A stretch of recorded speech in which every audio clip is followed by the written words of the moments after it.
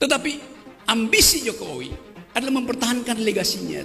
Dia masih pergi ke Cina buat nawarin IKN.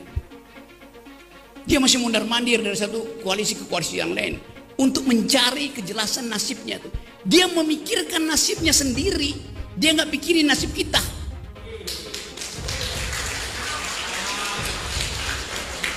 Itu bajingan yang tolol.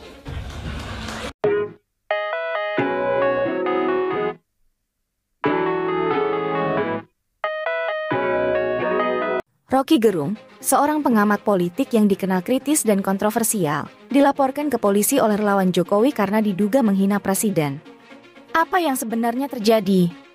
Bagaimana tanggapan Presiden Jokowi dan pihak-pihak terkait? Apa dampaknya bagi demokrasi dan kebebasan berpendapat di Indonesia? Simak video ini hingga akhir untuk mengetahui jawabannya. Roky Gerung adalah seorang pengamat politik yang sering mengkritik pemerintahan Jokowi. Dia juga dikenal sebagai pendukung Prabowo Subianto, rival Jokowi dalam pemilihan presiden 2019. Roky Gerung sering tampil di berbagai media dan acara diskusi untuk menyampaikan pandangannya tentang berbagai isu politik, sosial, dan budaya di Indonesia. Namun, sikap dan ucapan Roky Gerung tidak selalu disukai oleh banyak orang, terutama oleh para pendukung Jokowi.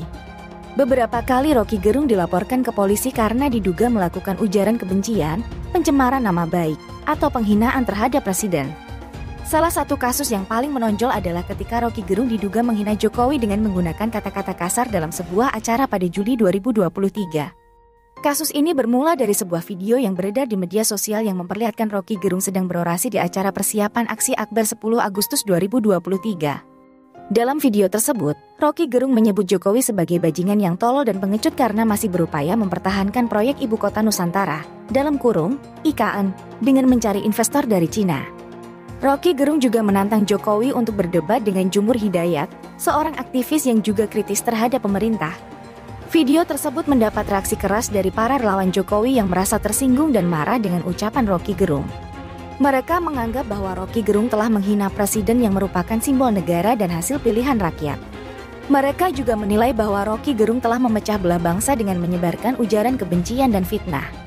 Salah satu relawan Jokowi yang melaporkan Roky Gerung ke polisi adalah Benir Hamdani, Ketua Barikade 98. Dia melapor ke Bareskrim Polri pada 31 Juli 2023 dengan membawa bukti berupa video dan transkrip ucapan Roky Gerung.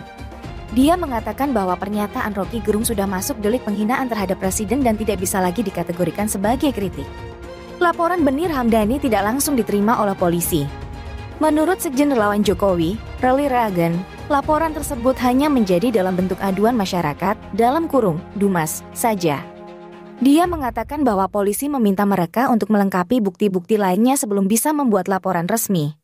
Namun, laporan lainnya datang dari relawan Indonesia Bersatu yang juga resmi melaporkan Roky Gerung dan pakar hukum tata negara Refy Harun ke Polda Metro Jaya pada malam hari yang sama. Laporan tersebut diterima polisi dengan nomor LP_4050_VI_VI_2023_POL-DA Metro Jaya tanggal 31 Juli 2023.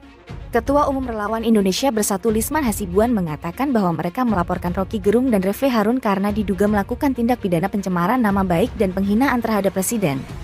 Roky Gerung sendiri tidak tinggal diam dengan adanya laporan-laporan tersebut. Dia membuka suara dan membela diri dengan mengatakan bahwa dia tidak menghina Jokowi sebagai individu, melainkan sebagai presiden yang bertanggung jawab atas kebijakan-kebijakan pemerintah. Dia juga mengatakan bahwa dia hanya menggunakan bahasa yang sesuai dengan konteks acara dan audiensnya. Dia menegaskan bahwa dia berhak menyampaikan pendapatnya sebagai bagian dari kebebasan berpendapat yang dijamin oleh konstitusi. Roky Gerung juga mendapat dukungan dari sejumlah pihak yang menganggap bahwa laporan-laporan tersebut adalah bentuk intimidasi dan pelanggaran terhadap hak asasi manusia. Salah satunya adalah Komisi Nasional Hak Asasi Manusia, dalam kurung, Komnas HAM, yang menyatakan bahwa laporan-laporan tersebut tidak seharusnya dilakukan karena dapat mengancam demokrasi dan kebebasan berpendapat di Indonesia. Komnas HAM juga meminta polisi untuk tidak memproses laporan-laporan tersebut karena tidak memiliki dasar hukum yang kuat.